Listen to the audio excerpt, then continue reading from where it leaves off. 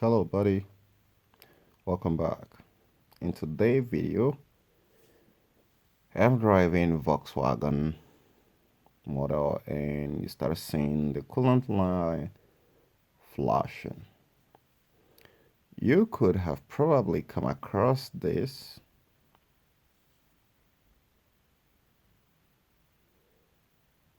Now, if you're experiencing this and the temperature gauge has exceeded the middle, then you are not so lucky. But you could be lucky though if, you know, you could be lucky.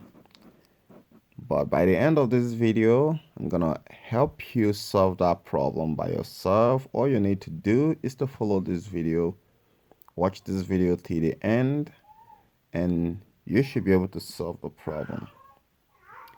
Now, if the temperature gauge reading hasn't exceeded the middle, then you are damn lucky. I'm gonna explain to you what this means. And if it has exceeded it, well, you might not be entirely not lucky. It's going to be dependent on some certain things because you could be having a blown top cylinder head, which is the big guy, or you could be having the small guy, not a blown top cylinder head. You got pretty much an air trap inside the system.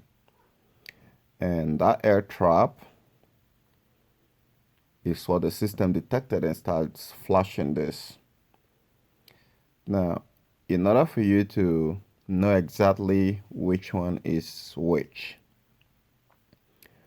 this car right now, it could also be having a failed coolant temperature sensor that refuses to turn on the fan when the engine has built up temperature up to the required threshold, but the coolant temperature sensor, due to its defectiveness, could not be able to give a signal which will prompt the ECM to turn on the fan. So now you want to do it manually and turn on your AC system on. Now, a lot of you guys are going to say, are you crazy? Yeah. Sort of. You turn on the fan, the AC system is going to add more load to the system, but on the other side, it's going to bypass the coolant temperature sensor and turn on the radiator fan so that it can reduce the heat. Now we're going to go ahead and go on the engine. We're going to grab some water. Here I've got some couple of water which I needed to use. You're gonna grab some water, even though if you have original coolant inside your car, you're gonna be topping it off with some water, because at this very point here, if you decide that you want to top it off with coolant, then you should mix it 1:1. That's 50-50. And I can see here mine is boiling. Don't be too alarmed even as it's boiling. Get some, if you have mixed a 50-50 coolant inside, and get it in there, right? Just like I'm getting here, and make sure the fan is running, because the fan is going to be helping to reduce the temperature. Now on the other side, you might also want to pour some water on the engine block, but be sure not to pour it on the spark plug area. Why? Because it's going to create a whole lot of mess. You can shut off your car. You can make your car not drivable from just pouring water. So I'll prefer to just pour it around the block to help the heat to reduce. Now when that is done, now I want to close this back up. It's still boiling, right? So I want to close this back up. I need more water. I need to get more water in here.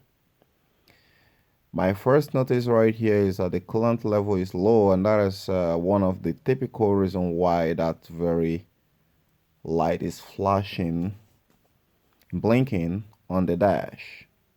So that is one good thing about the VW. You often don't see this in Toyota, because this whole technology is scrapped off to make it cheaper. And a lot of you who brain has been washed, following it that is the best car. The car best features, nice sophistication has been stripped away to make it cheaper and affordable. And you are here clamoring that is the best car. It's still flashing, right? Well, at this point here, I want to shut down the car and take a look and see if it's going to start throwing up those water there or the coolant. If it's not throwing it up, you could be lucky, but you can see want to do some other recons that's going to help this system back. You want to get this system back because you could be having a blown top cylinder head. This very problem which you have right now could be potentially a symptoms of a blown top cylinder head. You can see it boiling right there, but I'm not scared of what I'm doing because why? I have a top cylinder head gasket right in my trunk, a new one which I haven't replaced before. So what I want to do right now, what you want to do is to pull out the return line so you stop making the system to boil over there and let the steam out just like I'm letting the steam out. You want to let this sit for over an hour. If you're too conscious of time, then you're gonna be risking paying thousands of dollars in repair, guys. This is no joke. So you want to let out the steam until you're gonna keep letting out the steam. You can see a whole lot of steam coming out there, right? It was a hot day and I never knew that my camera could actually capture this steam, but you can see it right there. So you want to let out the steam as much as possible as you can because that is your own passport to saving your car back running on the road. And if you for any reason decided that you want to jeopardize it by yourself, well, the joke is on you, and you better get your wallet loaded with dead papers. But if you don't have your wallet loaded with dead papers, you have any other thing that you want to do that is more important for you to do, especially if you're already at home when this whole problem is hitting you or you're halfway, then you just want to take some little hike and let it do its thing and let it steam out first. All right, suspend the return line like I suspended in this very part here and let the steam out. So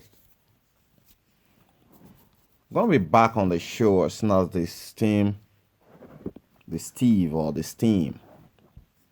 is done. In some certain point, it's actually gonna start throwing up some little vapor out, but it's okay, right?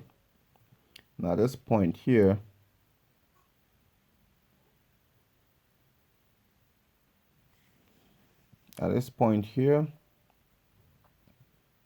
it's imperative be very patient. And a lot of you guys are gonna say, why didn't I fast forward this video? Well, if a 10 or 12 minutes video is what's gonna save you $1,000 in repair, I don't see the need of trying to fast forward it. If you are in a hurry, move on and stop watching, right? But if you want to know the right procedure to getting this problem solved, then watch on and stop complaining. Stop making it look like it's a damn thing. 12 minutes to save you to save your ass from wrecking your savings. It's not a damn thing. I'm certain it's not even up to a cent. If you calculate how much it is on data, it's not up to a cent. So why ranting? So you can see it right here. This is not I have actually caught this video a lot, but I'm just trying to give you the right time it takes. After allowing the steam, Now you can go ahead and start adding more water, because it's actually the coolant which you're adding inside that is turning into steam. You can see it when this system start becoming normal as it's supposed to, start mixing with other coolant present inside the system. The steam will start turning, start getting some little vapor throwing out right there. You can see it right there. But meanwhile, this steam like you're seeing right outside here is actually the coolant which is turning into steam.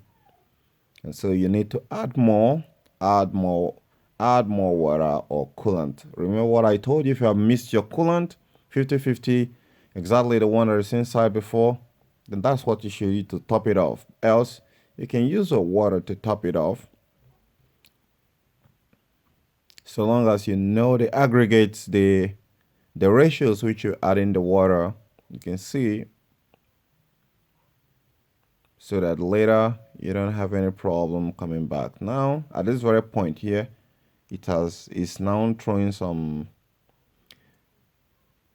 vapor, so I have to connect it back. When it starts throwing some vapor, then it means you're ready to go. Now you need to add the coolant to the level that it's supposed to be. Then we'll go back inside there, shut the hood,